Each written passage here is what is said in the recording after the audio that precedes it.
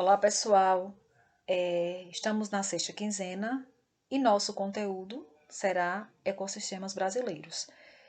Creio que, como vocês já receberam o material, já devem ter lido, já devem ter visto, né, que trataremos sobre esse tema. E além do material que vocês receberam, eu também estou aqui levando para vocês esse vídeo com algumas complementações para vocês entenderem melhor o conteúdo, certo? Então, vamos lá. Primeiramente, temos que entender o que é ecossistema, né? O conceito de ecossistema, que refere-se ao conjunto formado por comunidades bióticas e fatores abióticos, que interagem em uma determinada região.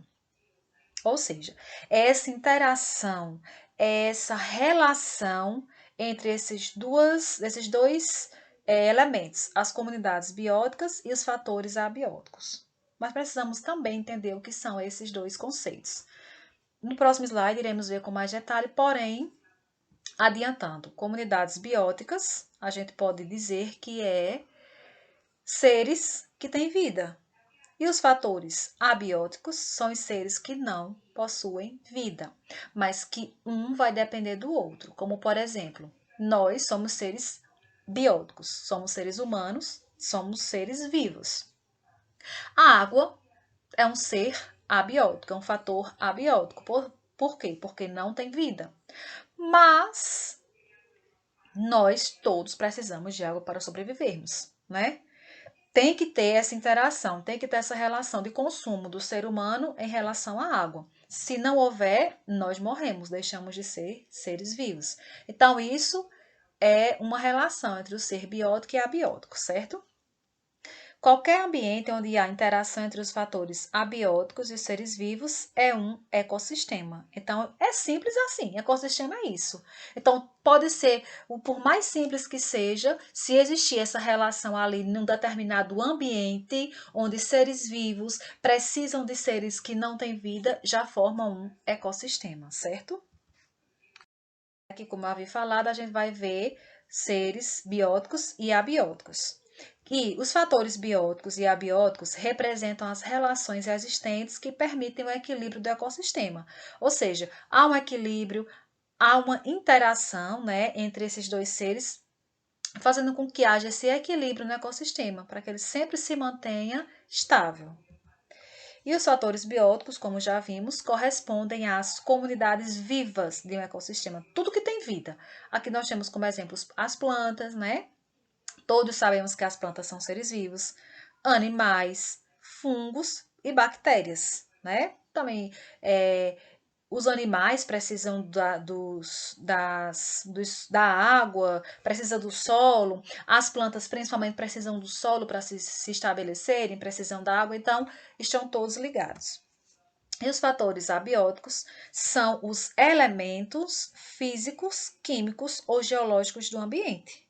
Ou seja, aqui nós temos uns exemplos. Água é um ser que não tem vida, mas precisamos dela para sobreviver, como eu já havia dito. Solo, então todos nós precisamos do solo. Os seres humanos precisamos do solo para andar, logicamente, para construir nossas casas, para plantar nossos alimentos, né? A água, as plantas, aliás, precisam do solo para fixarem suas raízes, né? Com certeza, todos precisamos do ar, precisamos do calor, porque se vivêssemos em um ambiente gelado, não viveríamos, né? Então, tudo isso há uma relação entre eles. Aí, isso aqui, ó, isso tudo aqui contribui para a formação, constituição de um ecossistema. Uma imagem mostrando uma interação, né, no ambiente. Então, temos aqui desse lado os componentes abióticos e do lado direito os componentes bióticos. Então, nós temos o quê? Os seres produtores, que são as plantas, e algas, né? Algas, relembrando, são aquelas plantas que vivem na água, ok? E as plantas normal são as que têm as suas raízes no solo. Temos aqui os seres consumidores, que podem, no caso, herbívoro, aqui o coelho, ó, é um ser herbívoro, e o carnívoro, que é o tigre, né? Então, são dois seres consumidores que são seres vivos. Também tem os seres decompositores, que são fungos e bactérias, né? Esse elemento aqui é o cogumelo, que a gente conhece tanto, né? Ele é um fungo, e aqui temos aqui, ó, umas bactériazinhas.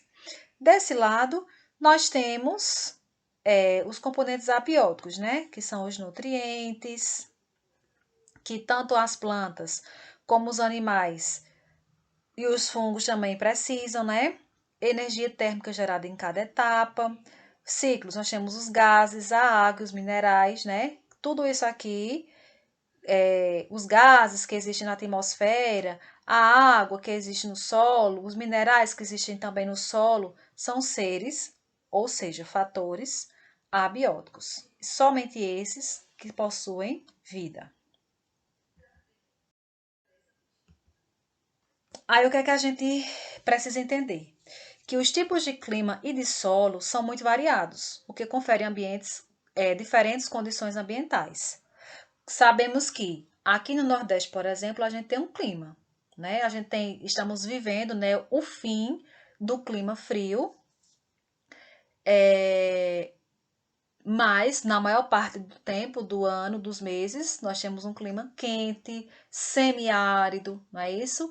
Já, por exemplo, quem mora no sul do país, Rio Grande do Sul, Santa Catarina, lá o ambiente é mais frio, né? Então, cada região, de acordo com sua localização no mapa, possui as suas condições ambientais. Isso é o que vai gerar, que vai determinar um ecossistema. Como está dizendo aqui, ó, esses fatores propiciam o surgimento de diferentes ecossistemas.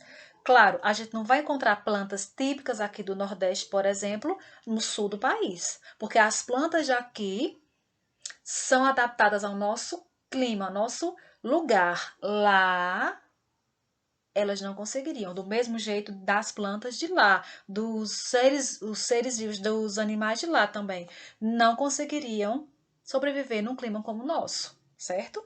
Aí o que acontece? Dependendo desses lugares diferentes, que têm climas diferentes, condições ambientais diferentes, é que surgem os ecossistemas, digamos, uma ligeira comparação, eles se adaptam ao tipo de lugar onde vivem. Aí, quais são esses principais ecossistemas brasileiros? A Amazônia, esse eu creio que é o mais conhecido, Caatinga, Cerrado, Mata Atlântica, Pantanal e Pampas, né? Esses são os 6 ecossistemas. Só que a gente vai se deter a cada um em particular nos próximos slides. Aí aqui a gente tem um mapa para a gente saber onde se localizam esses ecossistemas. Então, aqui na região norte, a gente tem a Amazônia, né? Esse verde mais escuro aqui. A Amazônia, ó, muito grande. Só que a gente sabe que, infelizmente, está sendo cada dia mais desmatada, né? Essa aqui é a extensão, mas a gente sabe que de vegetação mesmo está em menor quantidade. Aqui no nordeste do país, a gente tem a caatinga, né? A nossa tão vegetação conhecida por nós. O cerrado está mais no centro, puxando um pouquinho para o norte também, ó. Tudo isso aqui, ó, né? Centro-oeste, puxando para o norte. A Mata Atlântica, um pouco para o sul, e ainda pega um pouco de alguma parte do Nordeste, né? Sul, Sudeste e um pouco do Nordeste. Pampa tá lá no finalzinho, lá no sul. E o Pantanal, aqui, ó, em menor quantidade ainda. Então, a gente vê que o que existe mais, né? Teoricamente era para existir em maior quantidade, é a Amazônia, riquíssimo por sinal. Então, começando aí pela Amazônia. Então, a gente vê aqui uma imagem típica que a gente já caracteriza logo a Amazônia, né? Ó, a vegetação bem densa e rios cortando a vegetação. A gente tem aí, né? A Amazônia constitui a maior área remanescente de florestas tropicais do mundo. Ela ocupa cerca de 49,29% do território brasileiro, ou seja, é muito grande. Assim, a região, né? O território. Só que nesse sentido, no sentido de que foi desmatada, a gente tem em menor quantidade a questão da vegetação, certo? E na Amazônia, a gente encontra a maior floresta tropical do mundo, certo? Ou seja, não existe nenhuma floresta tropical no mundo inteiro que se compare com a Amazônia, que é a floresta amazônica, né? A tão cobiçada floresta amazônica. E essa floresta, ela estende-se, ela faz parte de alguns países da América do Sul. Porém, a sua maior porção ainda está localizada aonde? No nosso país, no Brasil, né? E existe uma diversidade enorme de seres, de vida ali, né? Aí vamos ver as principais características. A localização. Quais são os estados que ela abrange? Acre, Amapá, Amazonas, Pará, Roraima, Rondônia e uma porção do Mato Grosso, Maranhão e Tocantins. Esses são os países que ela está localizada. Quais são as condições climáticas? O clima lá é quente e úmido, com temperaturas variando entre 20 e 41 graus durante o ano. Ou seja, tem períodos do ano que chega a 20 graus, ou seja, mais frio, e períodos que está muito quente, ou chega a 41 graus, certo? Então, apesar de ser um lugar onde chove, tem muita vegetação, ainda continua quente. Porém, é aquele quente mais úmido, né? A flora, o que a gente encontra lá? Quais são os tipos de plantas? Castanheira do Pará, seringueira, saraúma, o guaraná e uma diversidade de plantas epífitas, certo? E é uma vegetação lá. Como é que a gente pode, como é que eu posso dizer a vocês? Identificar esse tipo de flora, para ser esse tipo de árvores e plantas aqui, o que é que elas são?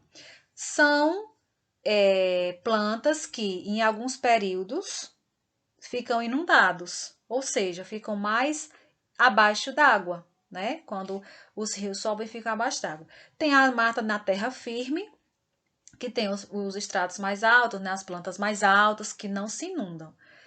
E a gente também tem a mata de várzea, que elas são áreas inundadas durante um período, né? Durante um período essas plantas ficam submersas na água e um período elas ficam sobre a água, né? E temos também a mata de igapó, que a gente poderia dizer que são os estratos mais baixos, as plantas mais baixas, que praticamente durante todo o ano ficam submersas na água, certo? Como é que a gente poderia identificar a aparência dessa vegetação? Ela, quando ela é vista de cima, como naquela imagem que eu mostrei anteriormente, é uma imagem fechada, certo? As plantas, a copa das árvores, elas ficam contínuas, é como se fosse uma atrás da outra, uma pertinho da outra, e que dificulta a entrada de luz, certo? A luz não consegue penetrar com muita facilidade no solo. Portanto, isso faz com que a vegetação rasteira, ou seja, a vegetação que fica bem baixinha, seja em pouca quantidade. Por quê? Porque a gente sabe que as plantas precisam de luz para realizar sua fotossíntese. Se ela não recebe luz, logicamente elas não vão conseguir se reproduzir e sobreviver. Portanto, as plantas que são mais altas, elas são em maior quantidade. E a fauna, a gente encontra insetos insetos, anfíbios, jiboias, sucuris, bichos preguiça, peixe-boi, botos, onças pintadas e pirarucu, que é o que aqui a gente não encontra, né? A gente não encontra na nossa região. E nessa floresta, amazônica, né, que se encontra no bioma Amazônia, ele tem, gente, na fauna, aproximadamente 30 mil espécies, certo? Aproximadamente 30 mil espécies. E eu esqueci de falar voltando aqui um pouquinho nessas condições climáticas,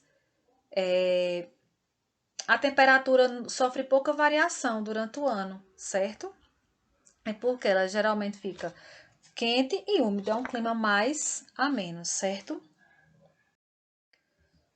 Aqui a gente tem algumas imagens, né? Aqui do que a gente viu, né? Floresta Amazônica. Então a gente vê, ó, que tem muita água nas plantas, né? A Vitória Régia, que acho que é uma bem conhecida, né? Ó, geralmente as plantas são mais altas, as copas são mais altas, é o que eu havia falado a vocês anteriormente. É mais fechada, certo? Por isso que plantas rasteiras têm menor quantidade. O próximo é o nosso, a caatinga, o nosso ecossistema, tão conhecido de nós. Então, aqui temos essa imagem do mandacaru, né, dos cactos, que acho que é a nossa imagem característica. Então, a caatinga representa 10% do território brasileiro, ou seja, não é muito, né? Uma de suas principais características são suas plantas que se adaptam à falta de água do ambiente, certo? A gente sabe, reconhece nosso clima, né? Que as chuvas, a gente tem períodos de mais secas, que são períodos longos de seca, né? Tem momentos que a chuva não vem, e as plantas precisam de água, né? Mas e como é que acontece se no nosso ecossistema a chuva é tão escassa, tem períodos tão longos de seca? Justamente por causa disso, que elas se adaptam à falta de água. São plantas que possuem as raízes mais fundas para poder pegar a água, digamos assim, né? Pegar a água que está mais profunda no subsolo, e também as suas folhas são capazes de armazenar água, certo? As folhas são capazes de armazenar água justamente para poder passar por esses períodos de seca, né? E a caatinga é exclusivamente brasileiro, ou seja, nenhum outro país possui esse ecossistema, certo? E a gente tem aqui, ó, a localização. Abrange os estados do Piauí, Ceará, Rio Grande do Norte, Paraíba, então ficou repetido, Pernambuco, Sergipe, Alagoas, Bahia e norte de Minas Gerais, né? Até porque Minas Gerais fica no centro-oeste, é um lugar mais próximo do Nordeste, então fica um pouquinho próximo, né? Vamos ver. As condições climáticas é um clima semiárido, né? Que justamente esse clima é o que propicia tantas características particulares da gente, né? Por exemplo, a gente vê muitas vezes tá aquela sequidão, à beira da estrada, as plantas já morrendo, a gente vê só aquela coisa seca. Quando dá uma chuvazinha, elas ressurgem, né? Ressurgem aí. Nós temos também alguns lugares são mais castigados, né? Mas principalmente a gente aqui do sertão. Por quê? Por causa da alta insolação que a gente tem aqui. A flora. Plantas adaptadas ao clima seco e possuem folhas transformadas em espinhos, cutículos impermeáveis e caules que armazenam água. Foi o que eu havia dito a vocês, né?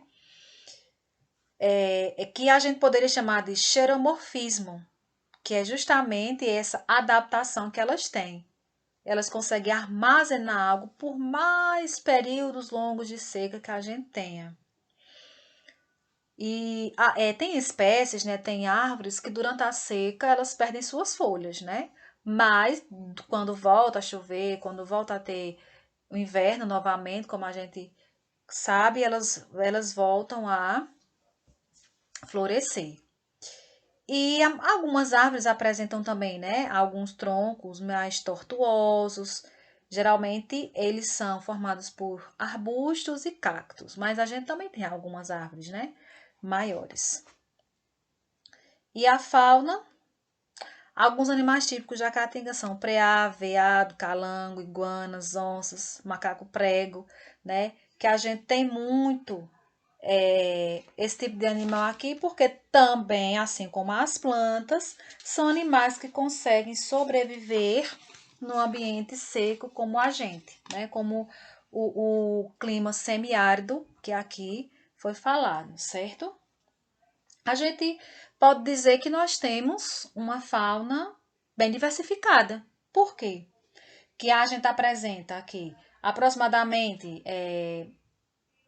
178 espécies de mamíferos, 591 espécies de aves, 177 espécies de répteis e assim vai aumentando. Assim vai, várias espécies a gente tem em grandes quantidades, certo? Pronto, aqui algumas imagens da caatinga, né? As nossos tipos de vegetação, a gente vê assim, ó, bem seco, né? A maioria, como aqui foi dito, eles perdem as folhas, né? Depois disso, voltam a apresentá-las quando volta a chover. O outro é o cerrado, ó. Uma imagem bonita, né? A gente vê aqui um céu bem vivo, né? As plantas bem bonitas. Aí vamos ver quais são as características do cerrado. O cerrado é um bioma do tipo savana, ou seja, com árvores espaçadas umas das outras e de pequeno porte, ou seja, a gente não encontra árvores tão grandes como na Amazônia, né? São árvores menores, de pequeno porte e que elas não são tão fechadas, tão juntinhas como a da Amazônia, mas sim são mais espaçadas, mais longe umas das outras.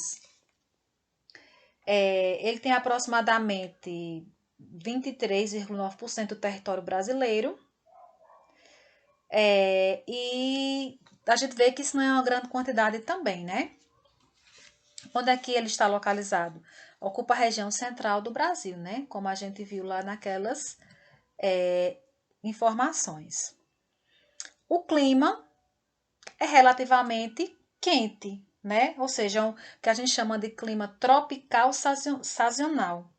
Por quê? Porque as duas estações mais definidas são invernos secos e verões chuvosos, né? Na época que seria do verão, na época que seria não, na época que é verão, lá é mais chuvoso, certo? E na época que é inverno, no período que é inverno, lá é mais seco, certo? E a temperatura lá varia entre 25 graus, alguns períodos podem apresentar mais ou menos, né? E a flora. As árvores possuem uma casca grossa, troncos retorcidos e raízes profundas, né? E há muitas espécies lá, né, de flora.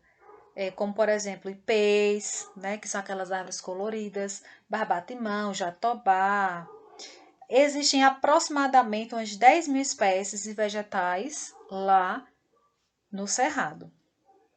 E a fauna, alguns animais característicos são os gambás, tamanduás, lobo-guará, cutias, antas, tatus e sussuarana, certo? São alguns dos animais que a gente encontra. Tem muitas espécies de aves, aproximadamente 837. Tem muitos répteis, muitos mamíferos, muitos anfíbios, né? E lá no Cerrado compreende a região de grandes aquíferos, né? Aquíferos são aquelas águas subterrâneas, né? Que elas ficam submersas, por exemplo, como o aquífero Guarani, tão conhecido que a gente ouve tanto falar, né? Lá também outra particularidade é que os solos eles são muito porosos e permeáveis. Ou seja, um solo poroso e permeável, que é um solo poroso, é como se fosse um solo que ele consegue entrar água com facilidade, é um solo que abre, consegue haver erosão com facilidade, né? E eles têm pouca fertilidade, geralmente são solos ácidos, né? E lá eles têm os solos em tons avermelhados, né? Aqui a gente tem algumas imagens, né? Aqui, ó. As árvores não são aquelas árvores de grande porte, aquelas árvores fechadas como na Amazônia. São árvores mais abertas, ó. E aqui, ó, elas são espaçadas, não é juntinho, ó. Você vê que eles têm espaço, ó. Tem uma árvore aqui, vai ter outra lá na frente, ó. Uma árvore aqui sozinha, vai ter outra lá na frente. Essas foi as características do cerrado. Agora vamos para a Mata Atlântica, certo? A Mata Atlântica, lá estima-se que existam apenas 5% da sua vegetação original. Ou seja, aproximadamente 70% da população brasileira vivem nessa área, certo? Que elas têm aproximadamente 3% do território brasileiro. E a Mata Atlântica, ela está em praticamente todo o litoral. Ou seja, lá no litoral, onde tem praias e tal, é onde existe a maior quantidade dessa vegetação. Ele vai do Rio Grande do Norte até o Rio Grande do Sul, né? Rio Grande do Norte, que tem litoral, né? Tem praia lá, na parte onde tem praia, né? Logicamente. Então, até o Rio Grande do Sul, né? Vai do Rio, lá da pontinha, lá do comecinho do Rio Grande do Norte até Rio Grande do Sul. Então, essa parte litorânea todinha, onde pega o mar, é onde temos a Mata Atlântica. Como é o clima? Subtropical úmido ao sul e tropical úmido ao norte, né? Ou seja, só que as temperaturas normalmente elas ficam elevadas, ou seja, e apresentam também índices pluviométricos altos, ou seja, chuvas lá também são mais altas, certo? A flora, né? A questão da vegetação. As plantas apresentam folhas largas e perenes. A vegetação é rica em plantas epífitas, né? Ou seja, uma vegetação de floresta tropical, certo?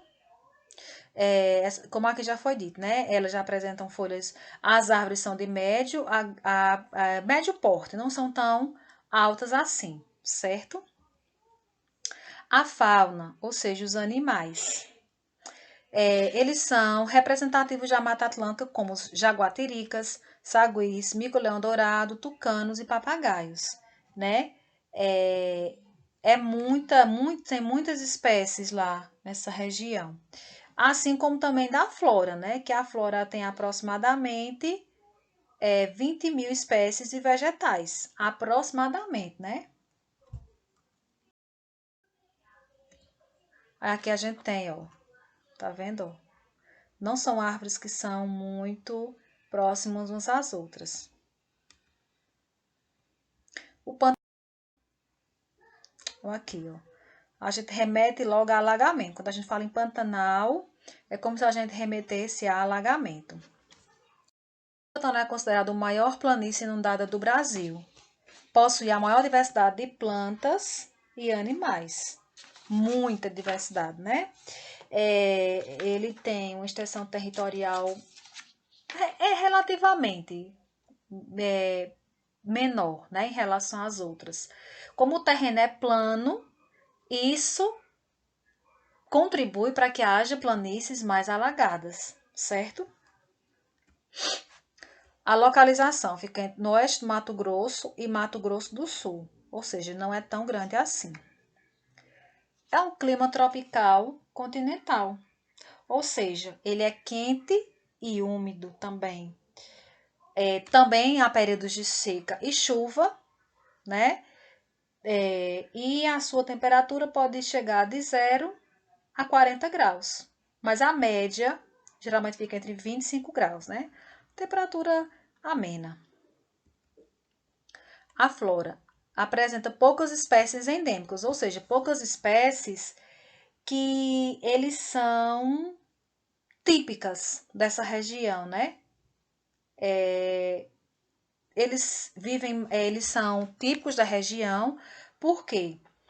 Porque a gente tem muitos brejos, muitos lugares alagados, certo? E eles conseguem sobreviver mais nesse tipo nesse tipo de ambiente, certo? Por isso que está dizendo que são espécies endêmicas, né? Que eles geralmente só aparecem nessa região. E a fauna é diversificada, né?